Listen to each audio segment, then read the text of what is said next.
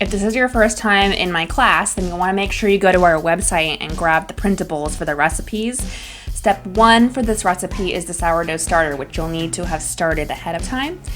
Otherwise, today, step 2 is just mixing everything together. Once you place all of your ingredients into the bowl, just thoroughly mix it so you end up with something like this.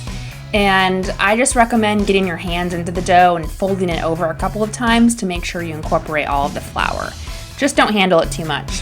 It's practically a no-knead bread itself.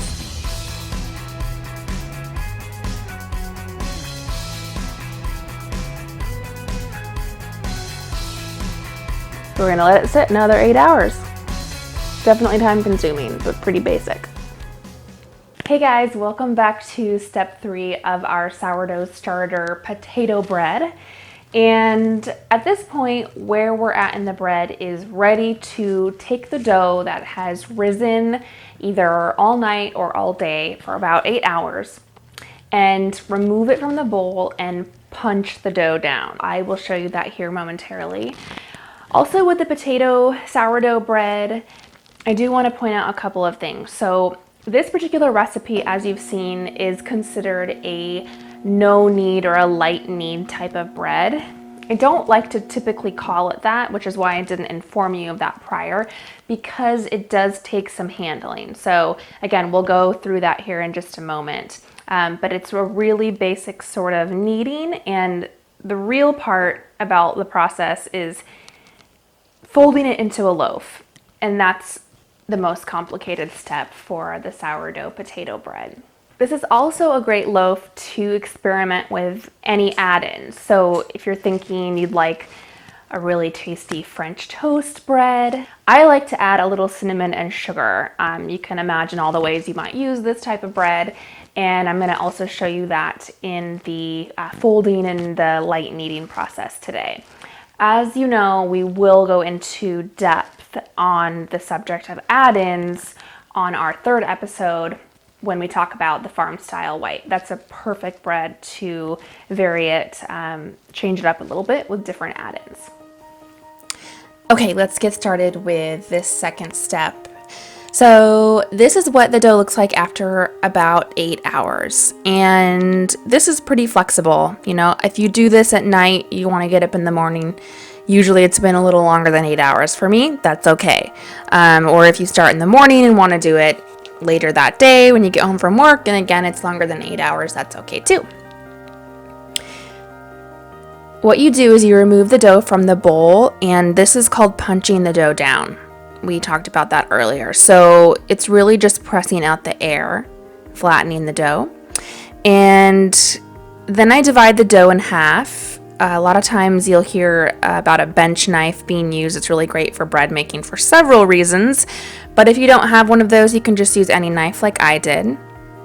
This makes 2 loaves. So I'm going to start with our plain loaf.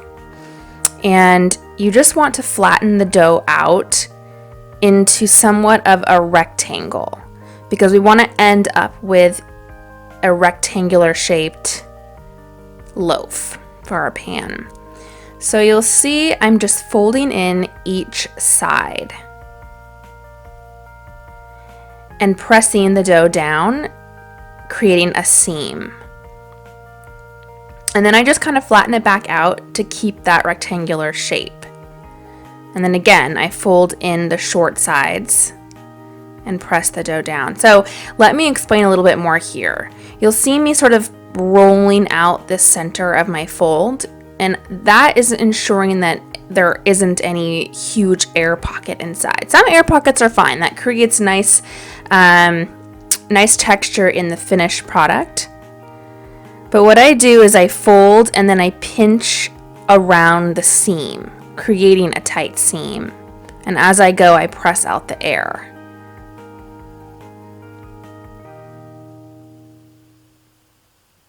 So now you can see we're at about the right shape to put it into our loaf pan. And I'm just going to go ahead and make one last seam here. I use the palm of my hand to kind of press and twist at the same time. And once you try this, you'll get the hang of how that works. So you have a nice long shape. And then what we want to do is take the short ends and tuck them under. And this isn't necessary to actually turn this dough into bread, but really is about the final appearance of the product. So I'm just gonna, just for newbies, try to show you that fit inside my pan. Now I'm going to set the dough down and roll each end over my finger, and then I bring my finger out and I just press and pinch that seam together. And here I'll show you the other side. I roll it over my finger and pull my finger out and then pinch the seam.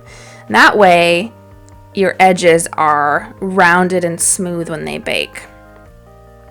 So normally I do that just holding it up in my hands, but I wanted to show you guys exactly how that looks.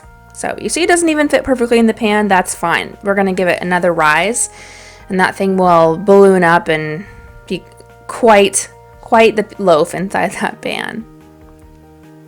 So this is the second loaf, and we are going to add some cinnamon and sugar. So great for French toast, for just breakfast toast, any time of the day toast. I use coconut sugar in this loaf. Has some health benefits over brown sugar or white sugar, but any sugar is just fine. And I just add as much as I like. There's really no right or wrong. And just so your sugar isn't flying all over the place, I press the sugar into the dough a little bit before I start folding. And as you can see, I'm pressing into the seam and then pressing in the center to push the air out. And then I fold the second short side, do the same thing. Press and twist, and then I press out the air. Press and twist, press out the air, press and twist, press out the air. And I'm showing you that seam there to show you that I try not to flatten the seam, both edges of that seam together.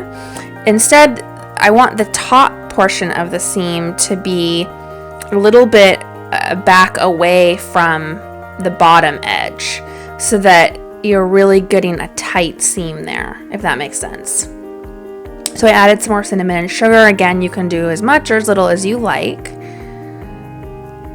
And fold in the second short side here. Just always make sure to press out some of that air.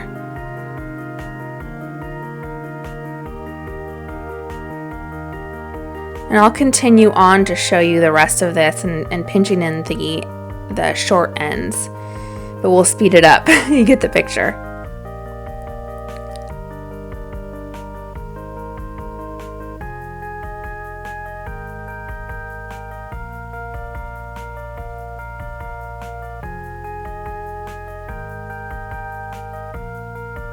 Perfect.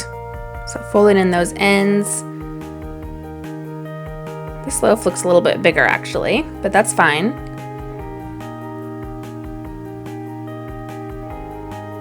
Perfect. And then what we are going to go ahead and do is I place both of my, a little sugar on top there. I place both of my loaves onto a cookie sheet or a pan.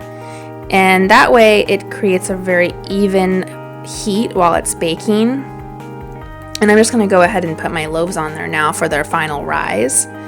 And then in just about 6 to 8 hours, we'll be ready to bake at 350 degrees for about 35 or 40 minutes. So you'll know the dough is ready because you'll see that it's risen and it will start to overflow over the edges of your loaf pan, just slightly.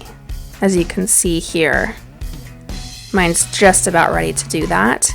And it was a warm day, so I really didn't have to let my dough rise for a full 8 hours. And 30 minutes later, all our loaves will be done.